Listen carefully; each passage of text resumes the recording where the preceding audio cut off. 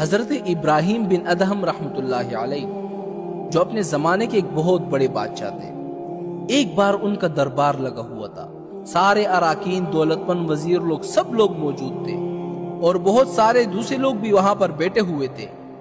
تو اسی دوران ایک آدمی ان کی محل کے اندر آیا اور دربار میں گھسنے کی کوشش کر رہا تھا۔ اس کو درباریوں نے روکنا چاہا۔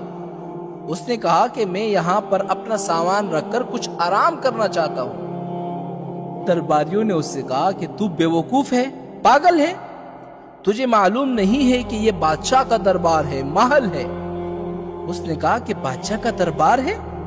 میں تو یہ سمجھتا تھا کہ یہ تو مسافر خانہ ہے، اس لیے میں کچھ دیر یہاں پر رکنا چاہتا تھا، آرام کرنا چاہتا تھا۔ یہاں پر یہ بحث ہو رہی تھی کہ بادشاہ کی ان لوگوں پر نظر پڑ گئی۔ ابراہیم بن ادہم نے حکم دیا کہ کیا بحث ہو رہی ہے، اس کو بلا کے لاؤ۔ اب اس آدمی کو پکڑ کر بادشاہ کے سامنے حاضر کیا گیا اور بتایا گیا کہ یہ آدمی محل میں آرام کرنا چاہتا ہے اور کہتا ہے کہ یہ محل جو ہے یہ مسافر خانہ ہے۔ بادشاہ نے اس سے مخاطب ہو کر پوچھا کہ کیا قصہ ہے؟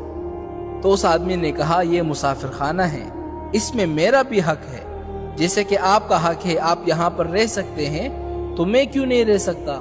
میں مسافر ہوں، آرام کرنا چاہتا ہوں۔ بادشاہ نے کہا یہ مسافر خانہ نہیں ہے، یہ میرا محل ہے۔ اس آدمی نے بادشاہ سے پوچھا کہ آپ سے پہلے یہاں پر کون تھا؟ اس نے کہا کہ میرا باپ تھا۔ اس آدمی نے پھر پوچھا کہ اس سے پہلے کون تھا؟ بادشاہ نے کہا کہ میرا دادا تھا۔ اس آدمی نے پھر پوچھا کہ اس سے پہلے کون تھا؟ بادشاہ نے کہا کہ میرا پردادا تھا۔ یہ تو پیڑھی در پیڑھی ہماری خاندان میں حکومت چلی آ رہی ہے۔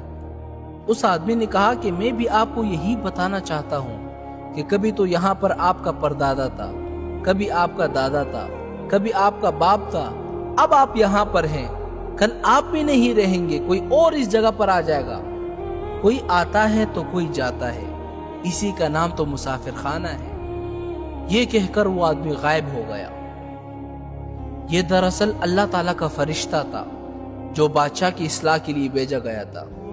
اب بادشاہ پریشان ہو گیا، اس کی بات پر غور کرنے لگا کہ واقعی یہ دنیا ہے، مجھ سے بھی چھوٹ جائے گی، جیسے میرے باپ سے چھوٹ گئی، میرے دادا سے چھوٹ گئی، میرے پردادا سے چھوٹ گئی، سب چھوڑ کر چلے گئے۔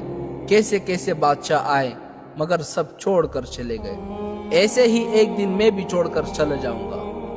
اب جب رات ہوئی، یہ باتیں سوچ سوچ کر بادشاہ کو نیند نہیں آئی۔ بالآخر یہ فیصلہ کر لیا کہ اس سے پہلے دنیا مجھے چھوڑ دے، مجھے دنیا کو چھوڑ دینا چاہیے۔ انہوں نے حکومت چھوڑ دی اور حضرت فضیل بن عیاض کی خدمت میں چلے گئے۔